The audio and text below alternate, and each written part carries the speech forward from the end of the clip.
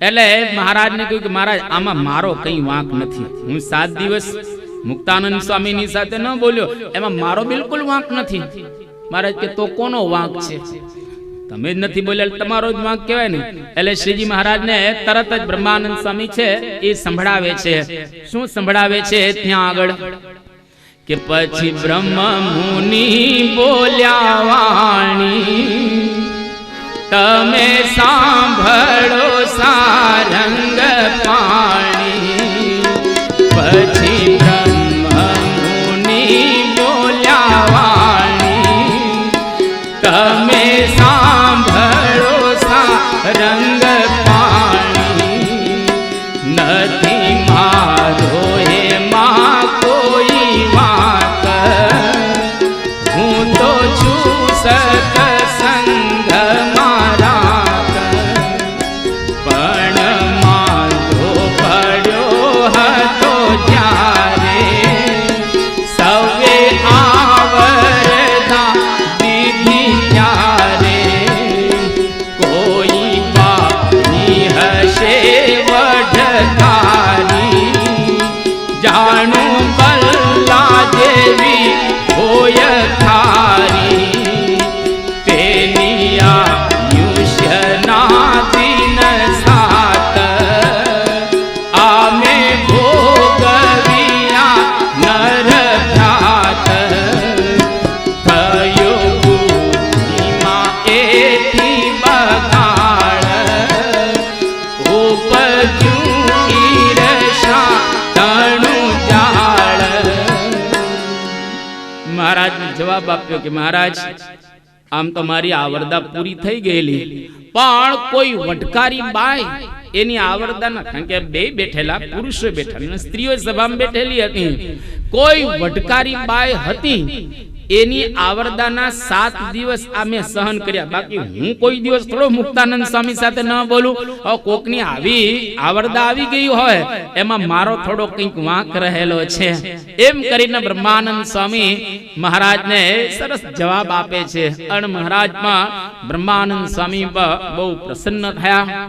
અને હવે મહારાજ 500 સંતોની સાથે કેવો એક સંઘ હશે, કેવી એક દિવ્યતા હશે. ભગવાન ખુદ વિચરણ કરતા હોય અને આજુબાજુ 500 સંતો આવા હોય તો એક મધુરું વાતાવરણ કેવું લાગે. અને મહારાજ જુનાગઢ જવાની ઈચ્છા કરતા હતા, પણ હવે જુનાગઢ દેશની અંદર થોડી ઠંડી વધારે, એટલે મહારાજે વિચાર કર્યો કે આપણે જુનાગઢ નથી જવું, એને બદલે નાગડકા બાજુ જઈએ. અને જુનાગઢ ને બદલે મહારાજ નાગડકા બાજુ ગયા. અને નાગડકા જવું હતો પણ મહારાજે કહ્યું કે હવે લોયા આવે છે તો આપણે લોયા જતા આવીએ. લોયાના સુરા ખાચર મહારાજના ભક્ત હતા અને લોયાની અંદર મહારાજ ગયા. 500 સંતો મહારાજની સાથે છે અને ઘણા બધા હરિભક્તો પણ સાથે હતા. એ વખતે હવે લોયા ગામની આજુબાજુમાં અને ખુદ લોયામાં રીંગણા સરસ બનેલા.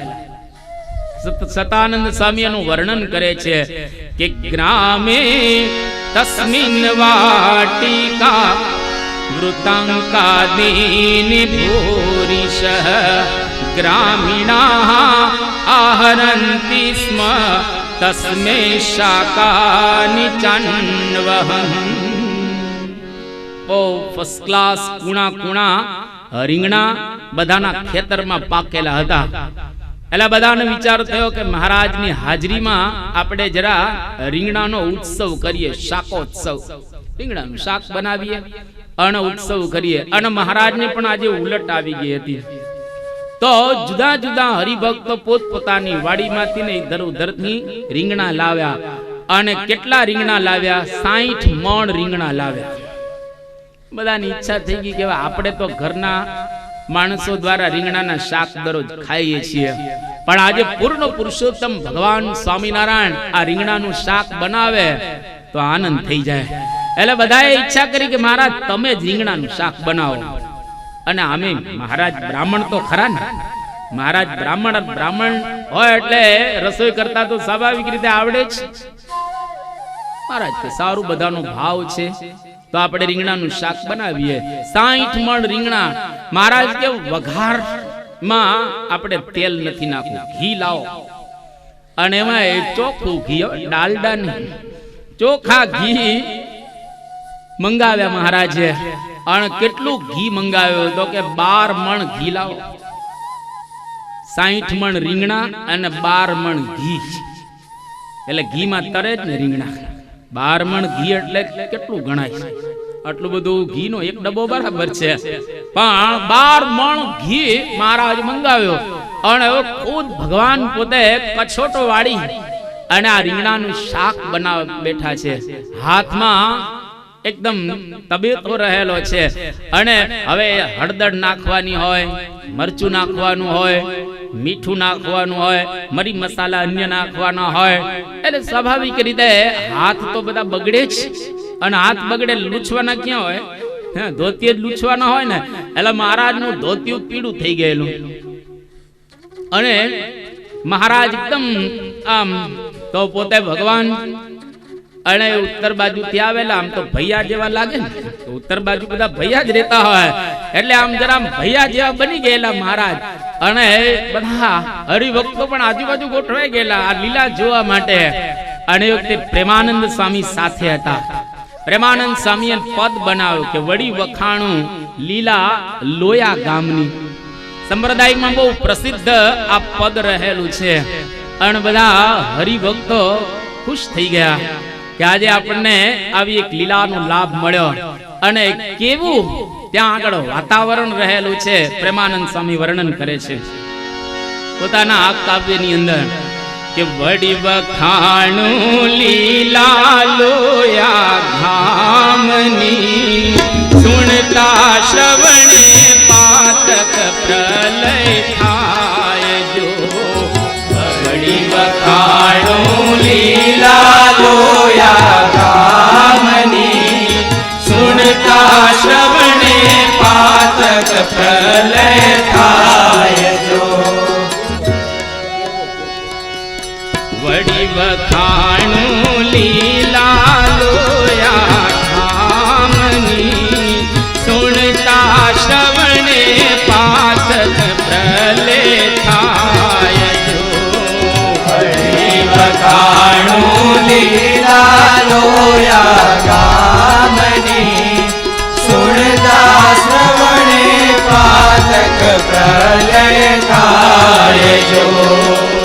દુર્લભ છે સુરપુરવાસી નર નારને, વ્યાસ વિરંચી શુક નારદ નિત ગાય જો. દુર્લભ છે સુરપુરવાસી નર નારને, વ્યાસ વિરંચી શુક નારદ નિત્ય ગાય જો. વડી વખાણું શાકો સવલી લાગની, નયન નિર્જ્ઞા કરતા સુંદર શાક જો. વડી વખાણું શાકો સવલી લાગની, નયન નિર્જ્ઞા કરતા સુંદર શાક જો. દ્વાદશ મણ એકાક્ષર તો વઘારમાં, જોવા આવ્યા શિવ બ્રહ્મા તજનાક જો. દ્વાદશ મણ એકાક્ષર તો વઘારમાં, જોવા આવ્યા શિવ બ્રહ્મા તજનાક જો. ચાર સુધાજી બંધાકની, મેલે મોટા ભાંડ માહી ભગવાન જો. જીઓ ચાર સુધારીને બંધાકની, મેલે મોટા ભાંડ માહી ભગવાન જો. લવણ મસાલો હલદી મરચા ભાવજી, નિજ હાથે લઈ નાખે કૃપા નિધાન જો. લો હલ્દી મરચા પાવજી, નિજ હાથે લઈ નાખે કૃપા નિધાનજો. સુવર્ણ એ શાક તણા સ્વાદ ને રમા રાધિકા તે ડોલાવે શીશ જો. સુવર્ણ એ શાક તણા સ્વાદ ને રાધિકા તે ડોલાવે શીશ જો. ભવ બ્રહ્માસુર ને સ્વપ્ને તો નવ મળે, પ્રેમાનંદ પીરસે નિત્ય જગદીશ જો. ભવ બ્રહ્માસુરને તો સ્વપ્ને નવ મળે, પ્રેમાનંદ પીરસે નિત્ય જગદીશ જો. એટલી અદ્ભુત લીલા પ્રેમાનંદ સ્વામીએ આ પદની અંદર સરસ રીતે વર્ણવી છે. શું વર્ણવું એ શાક તણા સ્વાદને. અને સંપ્રદાયનો ઇતિહાસ કહે છે કે મહારાજે આ શાક બનાવ્યું, પછી પીરસવા નીકળ્યા. હવે પોતે જ પીરસવા નીકળેલા. હવે એકલું શાક તો હોય જ નહીં, શાકની સાથે રોટલા હોય, પછી વળી દાળ ભાત હોય, વળી કઈ અન્ય ફરસાણ બરસાણ બધું રાખવામાં આવેલું હોય. પણ એ દિવસે કોઈ આઈટમ કોઈ જમતું જ નથી, ફક્ત રીંગણાનું શાક. લાવો લાવો લાવો, બધા જ રીંગણાના શાકને જ માગે છે. બીજી કોઈ વસ્તુ ત્યાં આગળ લાવવામાં આવેલી નથી. એટલા માટે કે ભગવાન જે વસ્તુ બનાવે એમાં સ્વાદ મૂકે. રમા ને રાધિકા, હવે આ તો બહેનો કહેવાય, અને એમાંય બંને દિવ્ય. માં ભગવાનના પત્ની, રાધિકા પણ ભગવાનના પત્ની. હવે એ જ્યારે શાક બનાવતા હોય તો એમાં કેટલો સ્વાદ હોય, પણ એ વખાણે કે આવા શાક અમે કોઈ દી બનાવ્યા નથી. ભગવાન જ્યારે આ બનાવતા હતા એ વખતે કાનમમાંથી બુવા કાંડાસ આવેલા, અને એને જ્યારે આ જોયું ને, ઓહો સરસ મહારાજ આ બધું બનાવી રહ્યા છે. એને ભગવાનપણાનો નિશ્ચય ન હતો, પરંતુ શાક જ્યારે મહારાજ બનાવતા હતા ત્યારે એમને શ્રી કૃષ્ણ રૂપે મહારાજે દર્શન આપ્યા, અને અદ્ભુત દર્શન આપ્યા. એટલે એને નિશ્ચય થઈ ગયો કે આ દેખાય છે સહજાનંદ સ્વામી, પરંતુ એ સાક્ષાત ભગવાન રહેલા છે. આમ તો પેલા એ રસોયા જેવા જ કહેતા હતા, આ તો સારા રસોયા, ઘણા સારા રસોયા હોય એટલે સારા શાક બનાવે. પણ જ્યારે મહારાજે ભગવાન રૂપેના દર્શન આપ્યા ત્યારે બહુ પ્રસન્ન થઈ ગયા, અને મહારાજ બધાને રીંગણાનું શાક પીરસે છે. એના દ્વારા બધાને તૃપ્તિનો અનુભવ થયો. અને એક બહુ સુંદર અહીંયા આગળ પ્રસંગ બન્યો કે જ્યારે બધા શાક જમતા હતા ત્યારે એના અંતરની અંદર હવે કોઈ શાકમાં રુચિ જ ન રહી. ઘરે ગયા પછી કોઈ શાક ભાવતા જ નથી, એટલે કે સ્વાદથી પર કરી દીધા મહારાજે. તમે રોલ્સ કે મર્સિડીઝમાં બેઠા હો ને પછી સાયકલ મળે ને, એટલે પછી સાયકલમાં આપણી રુચિ જ ન રહે, કારણ કે ગમે જ નહીં આપણને. આ તો ભગવાને બનાવેલું જે શાક, એને જમ્યા પછી કોઈને અન્ય પદાર્થો ખાવાની અંદર રુચિ જ ન રહે, કારણ કે ભગવાને આવો સુંદર એક સ્વાદ મૂકેલો. એટલે ભગવાનની મૂર્તિનો સ્વાદ લેવો. પદાર્થો તો આપણે દરરોજ જમતા હોઈએ છીએ, પરંતુ એ પદાર્થોની સાથે જો ખરેખર ભગવાનની મૂર્તિનો સ્વાદ લઈએ તો સાચા અર્થની અંદર એ સાર્થક થયું ગણાય. અને આજે મહારાજ લોયાની અંદર વિરાજમાન છે, સુરા ખાચરના દરબારની અંદર. અને પહેલી જ વખત હવે રામ પ્રતાપભાઈ અને ઈચ્છારામભાઈ કેતા ધર્મકૂળ મહારાજને મળવા માટે આવી રહેલું છે. મહારાજ ઘરેથી નીકળ્યા ઘણા બધા વર્ષો થઈ ગયા છે. બંને ભાઈઓએ છપ્પૈયાની અંદર સમાચાર સાંભળ્યા, અયોધ્યાની અંદર એમણે સમાચાર સાંભળ્યા કે આપણો ઘનશ્યામ ભૈયા તો અત્યારે ગુજરાતની અંદર ભગવાન થઈ ગયો છે. કારણ કે ઘણા બધા અનુયાયીઓએ એમને આ સમાચાર આપેલા હતા. એટલે બંને ભાઈઓ મહારાજને મળવા માટે આવે છે. એમાં ઈચ્છારામભાઈ નાના હતા. ઉતાવળા મહારાજને મળવા આવ્યા. અને રામ પ્રતાપભાઈ તીર્થયાત્રા કરતા કરતા મહારાજની પાસે આવે છે.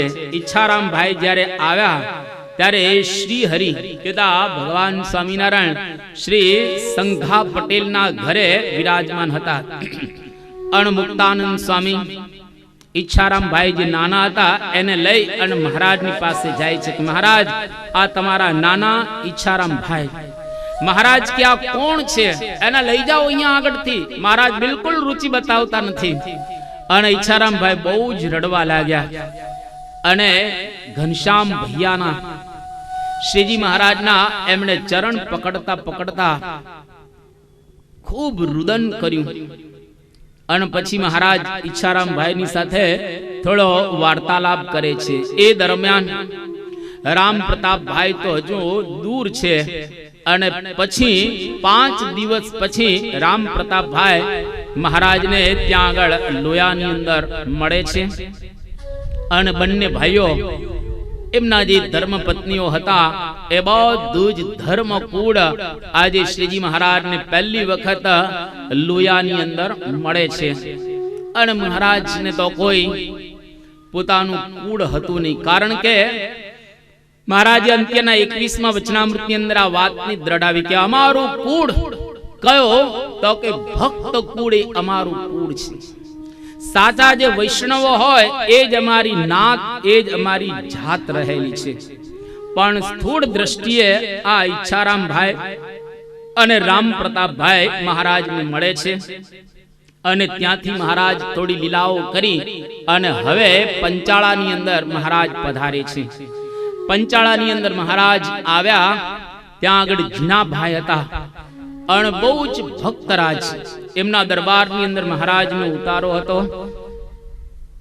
એ વખતે મહારાજે ત્યાં આગળ બીમારી ગ્રહણ કરી. મહારાજ 49 વર્ષ રહ્યા. એમાં 6 વખત બીમાર પડ્યા છે. એવા ભયંકર રીતે બીમાર પડ્યા છે કે બધાને એવું લાગે કે હવે મહારાજ દેહ નહીં રાખે. પણ મહારાજ તો આવી લીલા કરતા હતા. એટલે પંચાળામાં જ્યારે બીમાર પડ્યા એ વખતે મુક્તાનંદ સ્વામી સારા વૈદ્ય હતા. એટલે મહારાજનું મસ્તક પોતાના ખોરામાં લઈ અને મુક્તાનંદ સ્વામી મહારાજને આરામ આપતા હતા. અને સ્વાભાવિક રીતે તાવ તપાસતા હતા. બહુ તાવ હતો. મહારાજનું મસ્તક મુક્તાનંદ સ્વામીના સાથળ ઉપર રહેલું છે, ખોળાની અંદર છે.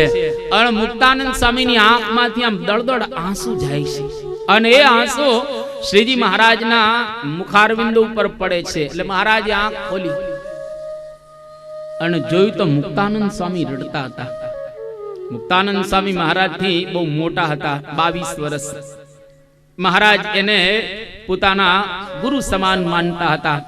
વરિષ્ઠ સંત સબ ગુણ પૂરણ પરમ વિવેકી ગુણ કો માન ન આવે એવા મર્યાદા વાળા સંત હતા. નારદજીનો અવતાર. અને મુક્તાનંદ સ્વામી એટલે સત્સંગની માં.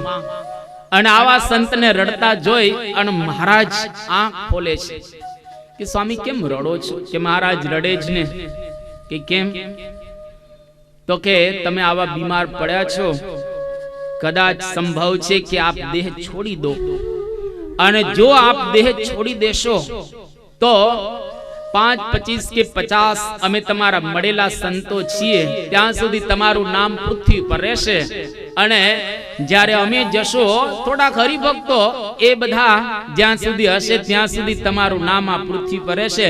પછી તમને કોઈ યાદ નહીં કરે.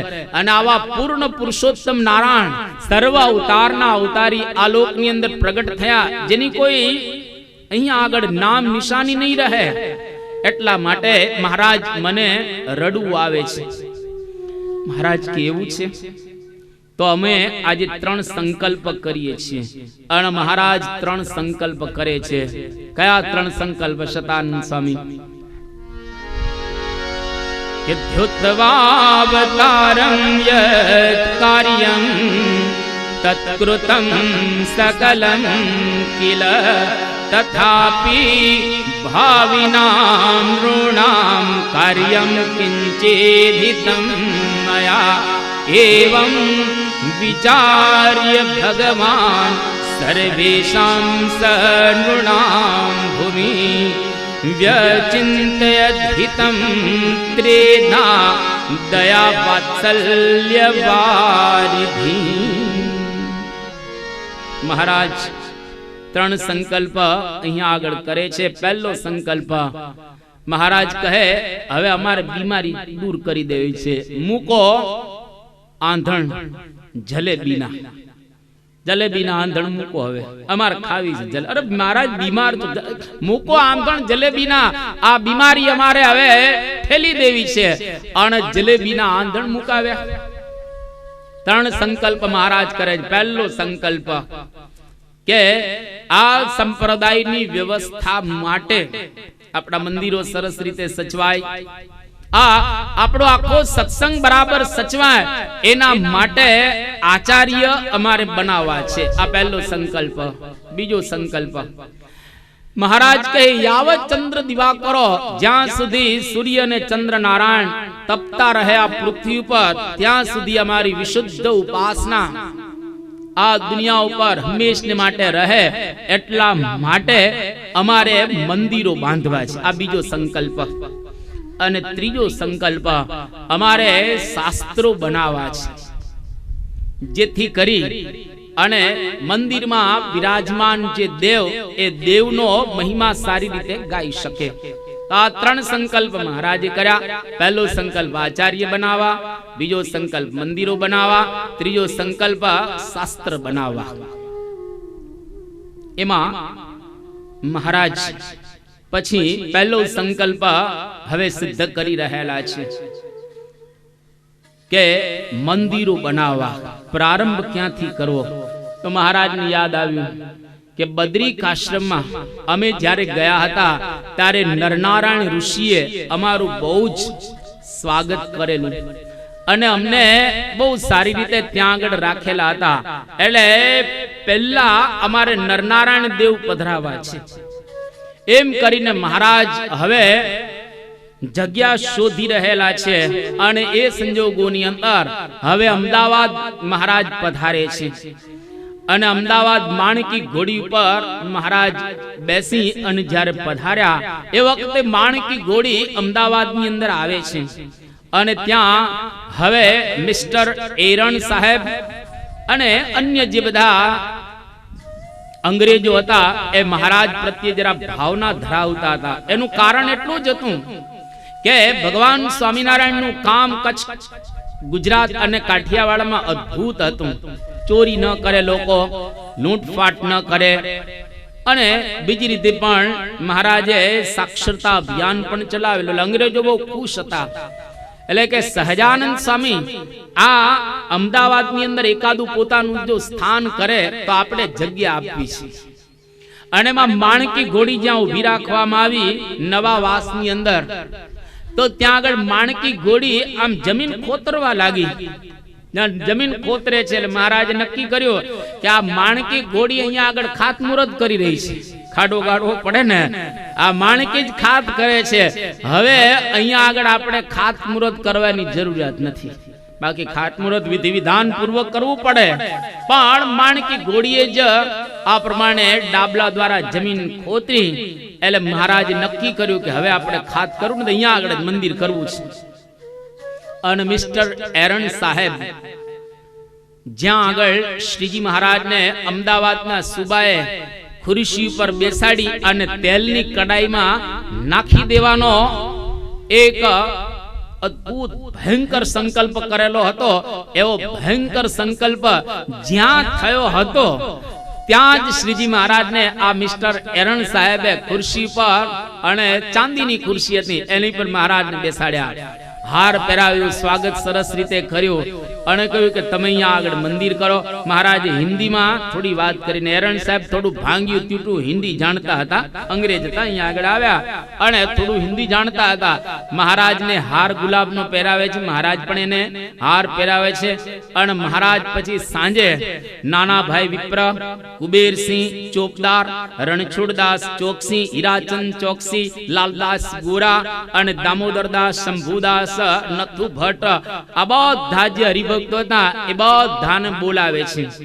અને મહારાજ કહે છે કે અમદાવાદની અંદર અમારે મંદિર કરવું છે અને નવાવાસની સામે જે નાયકના ઘર છે ત્યાં આગળ સંતોની ધર્મશાળા કરાવી છે અને પછી મંદિર કરાવી અને નરનારાયણ દેવ પધરાવા છે. મહારાજ આવો સંકલ્પ કર્યો. અને બીજા દિવસે નવાવાસમાં જેટલી જગ્યા જોઈએ એટલી બધી જગ્યા અંગ્રેજોએ એરણ સાહેબે એ આપણને આપી. મહારાજને ખૂંટીઓ ખોડી દીધી ત્યાં આગળ. અને પછી ત્યાં ઈડરથી પથ્થર મંગાવવાનો પ્રારંભ થાય છે. ગુરુચરણ રતાનંદ સ્વામી આખા સંપ્રદાયમાં સૌથી મોટામાં મોટું નામ આ ગુરુચરણ રતાનંદ સ્વામી, મોટામાં મોટું નામ. હે ગુરુચરણ રતાનંદ સ્વામીને કહ્યું કે તમે ઈડર જાઓ અને ઈડરનો જે રાજા છે સત્સંગી તમને સમજી અને કર માફ કરી દેશે. એટલે ત્યાં આગળ ગયા, એને વાત કરી કે અમદાવાદની અંદર મારે સરસ એક મંદિર બાંધવું છે તો તમે આ પથ્થરનો કર માફ કરો. રાજા બહુ ભાવિક હતા એટલે ભગવાન સ્વામિનારાયણ જો આવું સરસ મંદિર બાંધતા હોય તો મારે પથ્થરનો કર ન લેવાય. એટલે એમને કે તમે લઈ જાઓ, તમને કોઈ પણ પ્રકારનો કર પથ્થર ઉપર નાખવામાં નહીં આવે. અને જોતામાં અમદાવાદ મંદિર બંધાવવાનો પ્રારંભ થયો. અને પછી તો ધીરે ધીરે હવે પ્રતિષ્ઠાનો ટાઈમ આવ્યો અને સંવત 1878 સાલ ફાગણવદ તૃતીયાનો દિવસ તારીખ 24/2/1822 નો એ પરમ પવિત્ર દિવસ પ્રાણલાલ, પ્રાણ ગોવિંદજી વગેરે બધા બ્રાહ્મણો ત્યાં આગળ આવ્યા અને બહુ ધામધૂમ પૂર્વક ત્યાં આગળ વિધિ થઈ. મુક્તાનંદ સ્વામી ને બ્રહ્માનંદ સ્વામી ત્યાં આગળ પ્રતિષ્ઠાની તૈયારી કરતા હતા. અને જ્યારે મૂર્તિઓ ઘડાતી હતી એ વખતે હનુમાનજીની મૂર્તિ મહારાજ પોતે બેઠા ને કે આવી રીતે હનુમાનજીની મૂર્તિ ઘડજો.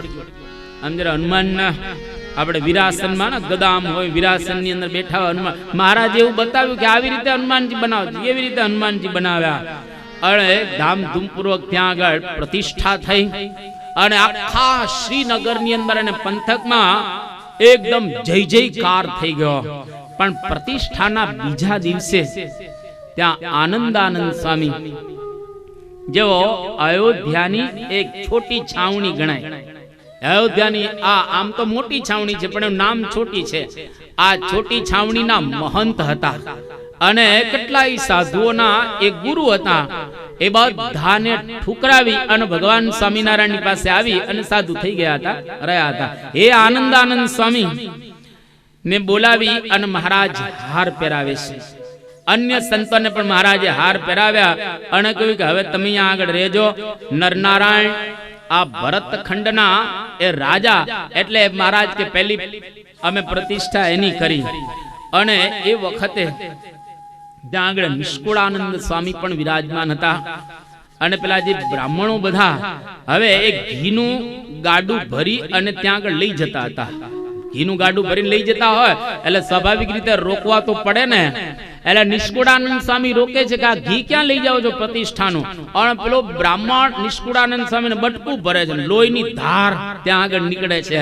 અને નિષ્કુળાનંદ સ્વામી એ બધા બધું સહન કરે છે પણ ગાડું લઈ ન જવા દીધું. અને પ્રતિષ્ઠા બહુ સારી રીતે ત્યાં આગળ થઈ.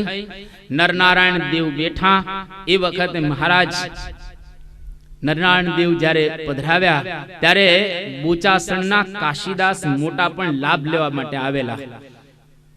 મહારાજ એની સામું જોયે છે કે મોટા કે મનમાં મૂંઝાઈ રહ્યા છો.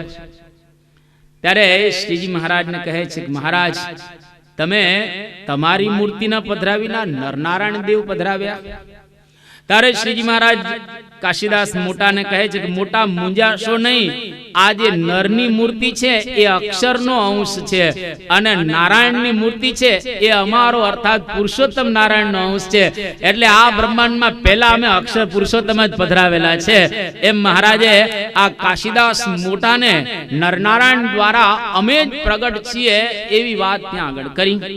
અને આનંદાનંદ સ્વામીને મહારાજ ત્યાં આગળથી લઈ ગયા અને પાછળ પ્રદક્ષિણામાં મહારાજ બોલે છે કે આનંદાનંદ સ્વામી આવા કેટલાય દેવતાઓ બધા એક પગે ઉભા ઉભા અમારી સ્તુતિ કરી રહેલા છે, અમે તો સર્વોપરી સર્વ અવતારના અવતારી પૂર્ણ પુરુષોત્તમ નારાયણ છીએ. પોતાનો સર્વોપરી મહિમા મહારાજે આનંદાનંદ સ્વામીને ત્યાં આગળ કહ્યો. આનંદાનંદ સ્વામી પણ પ્રસન્ન થઈ ગયા અને આ રીતે બહુ ધામધૂમ પૂર્વક પ્રતિષ્ઠા થઈ. પછી મહારાજ ત્યાં આગળથી ત્યાં ગણેશ ધોળકાની રાણમાં ત્યાં જાય છે અને જે આ બધો સમય ઉત્સવ વગેરે થયો હતો